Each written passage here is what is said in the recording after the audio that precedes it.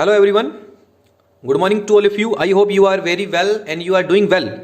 तो बच्चों lecture third start कर रहे हैं। रे डायग्राम्स पढ़ेंगे आज कन्वेक्स मिरर के, और इसमें दो ही केस पढ़ने हमें। एक ऑब्जेक्ट को जब इन्फिनिटी पर रखते हैं और एक एट एनी पोजीशन। और इससे प्रीवियस लेक्चर में हमने कॉनकेव के 6 केस किए। अलग अलग पोजीशंस पर ऑब्जेक्ट रखा, कभी इन्फिनिटी पर, कभी बियॉन्ड सी, कभी सी, ऐसे करते करते हम पोल तक गए। इमेज पोजीशन देखी, नेचर देखा, रियल वर्चुअल छोटी बड़ी देखा, ठीक है। लेकिन इसमें 2 ही केस बनेंगे, तो ये आपके लिए थोड़ा सा रिलीफ की बात है कि इसमें ज्यादा केस नहीं है। 6 कॉनकेव के, 2 कॉन्वेक्स के। कॉनकेव का लास्ट पार्ट ऑब्जेक्ट को पोल और फोकस के बीच में रखते हैं तो एक इंपॉर्टेंट केस बन जाता है पेपर के लिए, तो उसको ध्यान से करना। तो ज्यादा टाइम वेस्ट ना करते हुए स्वागत है आप सभी का एक बार फिर से, ठीक है, निखिल सर फिजिक्स क्लासेस के चैनल पे। स्टार्ट करते हैं बच्चे पहला केस कॉन्वेक्स मिरर के रे डायग्राम में। तो आपको पता है कि जब भी ऑब्जेक्ट इन्फिनिटी पर होता है, तो मैंने इसके लिए एक रूल बनाया था डायग्राम बनाने के लिए लेक्चर 1 में। अगर जिस बच्चे ने अटेंड नहीं किया तो प्लीज उसको जाके देखें, तभी ये लेक्चर समझ में आएगा। इन्फिनिटी पर पड़े ऑब्जेक्ट से जो रेज आती है वो पैरेलल आती है। क्या आती है? पैरेलल, ठीक है। और आपको पता है कि the rays coming parallel to principal axis अब रिफ्लेक्ट होंगी। मिरर रिफ्लेक्शन का काम करते हैं। यहां कुछ आपको, ठीक है, नजर नहीं आएगा। तो अब यहां ये रिफ्लेक्शन पॉइंट है, आपका रिफ्लेक्टिंग पॉइंट है। अब यहां से ये इंसिडेंट रे थी, अब ये आपकी जो है, ठीक है। आपको ये पता है ना, आप इसमें एक थोड़ा सा ना एक काम कर सकते हैं, नकल कर सकते हैं। आपको पहले ही पता है कि इन्फिनिटी से आने वाली रेज पैरेलल आती है और पैरेलल के बाद में वो फोकस पे मिलती है।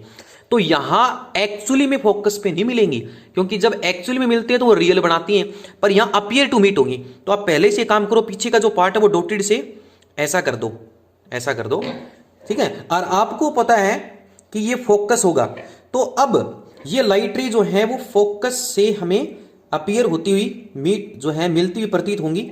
तो ऐसे, तो ये रिफ्लेक्टेड लाइन है। ये रिफ्लेक्टेड लाइन अगर यहां कोई ऑब्जर्वर इसको देखेगा तो वो लाइट रे इसको कहां से आती हुई नजर आएंगी? फोकस से।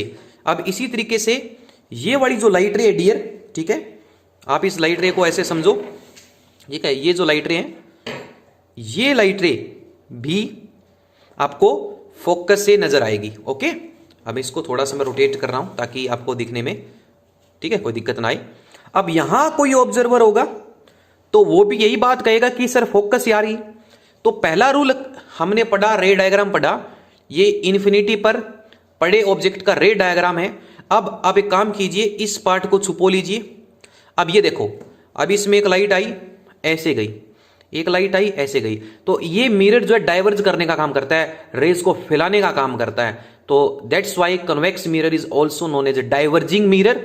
और कनकेव में वो लाइट रे यहां मीट करती थी सारी की सारी, जैसा कि आपने लेक्चर प्रीवियस लेक्चर में देखा। तो अब एक बात बताइए मुझे, इसकी इमेज पोजीशन कहां है? देख के बता सकते हो? मिरर के पीछे और फोकस पे है। एट फोकस कहां है? At focus. काम खत्म जी। नेचर बताओ, नेचर बताओ।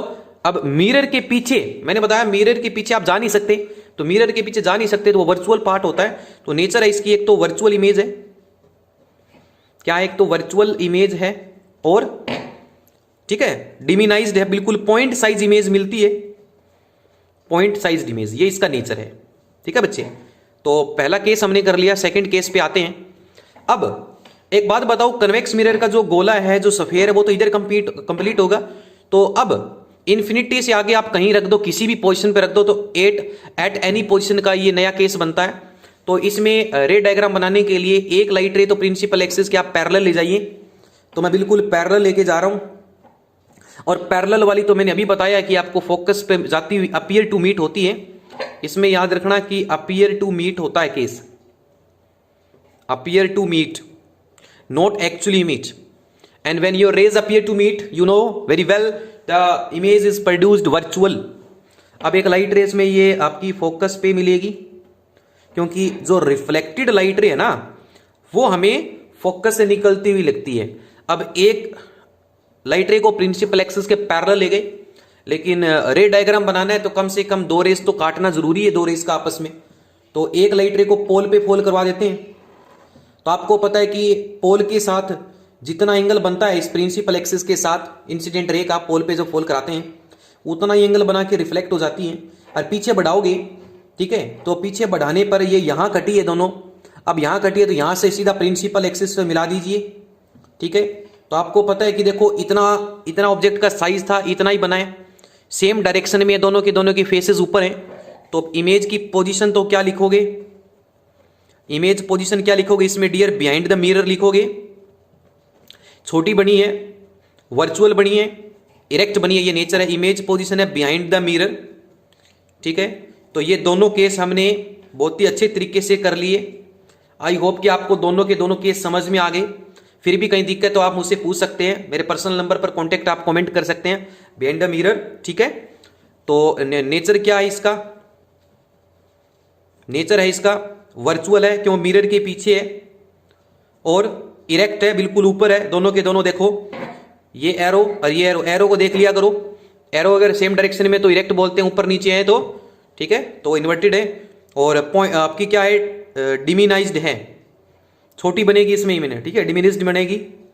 तो आई होप कि आपको कन्वेक्स मिरर के ये रे डायग्राम्स का लेक्चर अच्छे से समझ में आ गया। फिर भी कहीं दिक्कत है तो यू कैन कमेंट मी, ठीक है, इन योर कमेंट बॉक्स।